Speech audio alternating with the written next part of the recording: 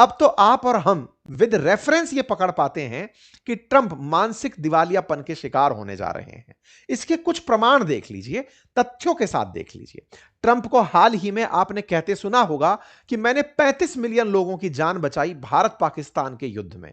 अगर ये दोनों झगड़ लेते, न्यूक्लियर बम गिरता, 35 मिलियन लोगों की जान चली जाती। ये जो 35 मिलियन का डेटा है, ये ताजा छन के आया है। इससे कुछ दिन पहले जनवरी में यही 35 मिलियन 10 मिलियन हुआ करता था कि मैंने 10 मिलियन लोगों की जान बचाई भारत पाकिस्तान युद्ध में। इसके बाद में बीच में अगर आप डेटा देखें तो 19 फरवरी के दिन यह डेटा 25 मिलियन था। 35 मिलियन, 25 मिलियन, 10 मिलियन, यह दर्शाता है कि ट्रंप फैक्ट्स को लेकर के किसी बीमारी के शिकार हो चुके हैं। वो कहीं ना कहीं अपने दिमाग में अपने ही आंकड़ों को चैलेंज करते रहते हैं। वो ये भूल गए हैं कि ये आंकड़े मशीनों के माध्यम से, मीडिया के माध्यम से रिकॉर्ड होते जा रहे हैं, डिजिटली रिकॉर्ड हो रहे हैं। लेकिन ट्रंप अपनी बात कहते चले जा रहे थे। हालात तो ये हैं कि ट्रंप ने ऑपरेशन सिंदूर के बाद कहा कि 5 फाइटर जेट गिरे थे। तारीखों पर नजर डालें तो आप 19 जुलाई को 2025 में 5 फाइटर जेट की खबर देखते हैं। अगस्त में 6 से 7 फाइटर जेट की खबर देखते हैं। उसके बाद अगस्त 26 तक 7 जेट गिराए गए भारत पाकिस्तान के युद्ध में, यह खबर देखते हैं। नवंबर में 8 फाइटर जेट गिराए, यह खबर देखते हैं। फरवरी 20 आते आते 11 फाइटर जेट गिराए गए, यह खबर देखते हैं। इससे अंदाजा लगा लीजिए कि भारत पाकिस्तान के बीच में जो भी हुआ वो अमेरिका की नजर में किस तरह से था। और कोई फाइटर जेट गिरा नहीं गिरा, भारत सरकार सच या झूठ, यह स्वतः ही ट्रंप के बयानों से प्रूव होता चला गया।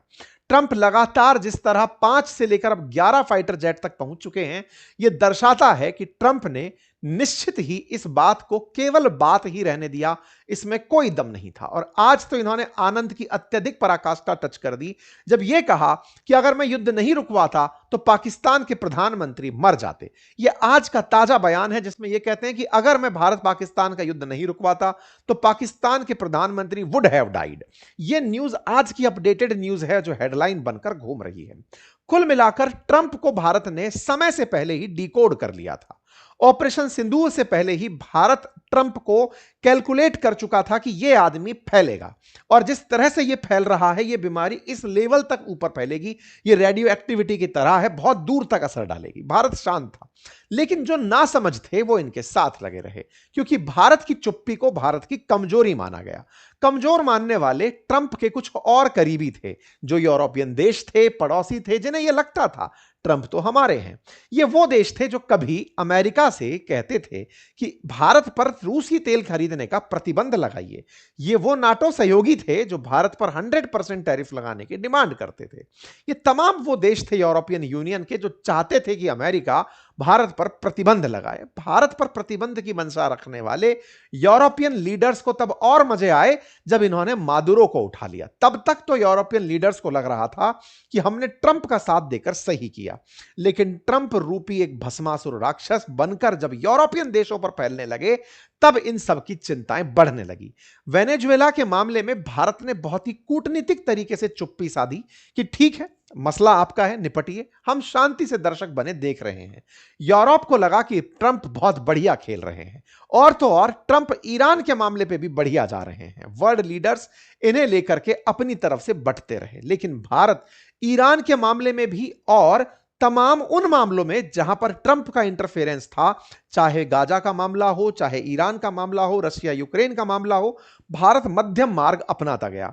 रशिया यूक्रेन के मामले में भी भारत दोनों के साथ रहा, भारत गाजा इजराइल में भी दोनों के साथ रहा। आज भारत के प्रधानमंत्री इजराइल की यात्रा पर हैं, क्योंकि भारत इस बात को समझता है कि हर समय एक देश का पक्ष सही नहीं हो सकता। भारत दोनों के बीच वार्ता को स्थान देता है, क्योंकि भारत यूएन के सिद्धांत को मानने वाला आज सही रूप से प्रैक्टिकल देश है। भारत की इसी कूटनीति को दुनिया ने तब देखा जब रशिया यूक्रेन युद्ध हुआ। भारत ने दुनिया को संदेश दिया था कि यह डिप्लोमेसी, डायलॉग और पीस का टाइम है। हम पूरी दुनिया से कहते हैं, यूएन में कहते हैं, और भारत 2022 में जो रशिया यूक्रेन युद्ध को लेकर स्टैंड रखता था, वो आज तक रखता आ रहा है कि भारत पीस, डायलॉग और डिप्लोमेसी कहता है। भारत कहता है यह युद्ध का नहीं, शांति का समय है। कोई बात नहीं, भारत के ये सारे बयान इन लोगों को देर से समझ में आए। जब ट्रंप का मुंह खुला और पहुंचा ग्रीनलैंड पर, यूरोपियंस में भगदड़ मच गई कि ये तो अब हमको खाने लौट पड़ा है। और वेनेजुएला के बाद जब ग्रीनलैंड पर बारी आई, तो ग्रीनलैंड के बाद में तुरंत टेंशन कनाडा को चढ़ी आई कि यार ये तो ग्रीनलैंड के कहते कहते कनाडा को कहीं 51वां राज्य ना बना ले। ट्रंप नहीं रुके और उन्होंने अपनों को खाना शुरू किया। न्यूज इस तरह से बनने लगी कि दुनिया के देशों में यूरोपियंस की चिंता सुर्खियों का कारण बन गई। यूरोप के लीडर्स देश छोड़ छोड़ के दाएं बाएं भागने लगे। जंगल में आग लगी हो और सियार भाग रहा हो, वैसी नजर स्थिति बनने लगी। ब्रिटेन के प्रधानमंत्री की चाइना की यात्रा होने लगती है। ट्रंप को लगातार इस बात के लिए क्रिटिसाइज किया जाना शुरू होता है। ट्रंप यूरोपियन लीडर्स के पर्सनल चैट्स को लीक करते हुए दिखाई देते हैं। ये मैक्रोन की चैट को लीक करते हुए दिखाई देते हैं। मैक्रोन कहते हैं कि आप ट्रस्ट को ब्रीच कर रहे हैं, लेकिन ट्रंप को मजा आ रहा था। ट्रंप को लगा था कि मैंने जिस तरह से दुनिया में तुमको इज्जत दिलाई है, अब मैं तुम्हारे साथ खेलूंगा। बस ट्रंप यहीं पर अपनी क्रेडिबिलिटी खोना शुरू किए और इनकी इसी क्रेडिबिलिटी के और फॉल्स और मिसलीडिंग स्टेटमेंट्स के चलते ट्रंप की छवि को यूरोपियंस ने अब किनारा करना शुरू कर दिया। परिणाम क्या निकला? यूरोपियंस लीडर ने उठ करके चाइना की यात्रा, भारत की यात्रा करना शुरू कर दिया। चाहे आप ब्रिटिश प्रधानमंत्री की यात्रा देखें, चाहे फ्रांसीसी राष्ट्रपति की, ये तमाम यात्राएं, फिर चाहे कीर स्टारमर की यात्रा देखें, तमाम यूरोपियन लीडर निकलकर चाइना गए और उसके बाद अब वो भारत की यात्रा पर हैं। इसी वजह से मैं बोल रहा हूं कि भारत के प्रधानमंत्री आज इजराइल हैं और 2 दिन बाद कीर स्टारमर कनाडा के प्रधानमंत्री भारत की यात्रा पर हैं। यह दर्शाता है कि दुनिया को अंततोगत्वा भारत में पोटेंशियल नजर आया कि नहीं, हमें इनका तरीका अपनाना चाहिए था जिसमें ट्रस्ट और क्रेडिबिलिटी दोनों थी। ऐसा क्यों? भारत के प्रधानमंत्री ने हाल ही में एक बयान दिया और कहा कि दुनिया अब हमें ट्रस्टेड पार्टनर के रूप में देखती है जिस पर विश्वास किया जा सके। यह बयान यूं ही नहीं था। दावोस शिखर सम्मेलन में भारत की तरफ से अश्विनी वैष्णव जी ने भी यही कहा कि भारत दुनिया को अब एक ट्रस्टेड पार्टनर जिसके ऊपर विश्वास किया जा सकता है। दुनिया में भी इस बयान को उठाया और भारत के लिए कनाडा के तरफ से भी यह बयान आया कि भारत एक ट्रस्टेड पार्टनर के रूप में रहा है।